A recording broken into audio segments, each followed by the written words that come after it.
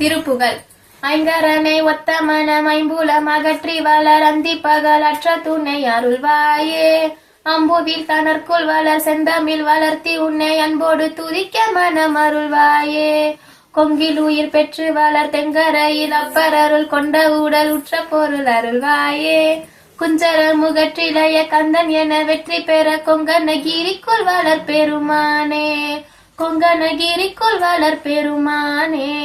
கொங்கனகிரிக்குள் வளர் பெருமானே. அள்ளி கொடுப்பதில் வல்லமை பெற்றவன் அப்பன் பழனி அப்பன். தினம் அச்சம் தவிர்ப்பவன் ஆறுதல் சொல்பவன் அப்பன் பழனி அப்பன்.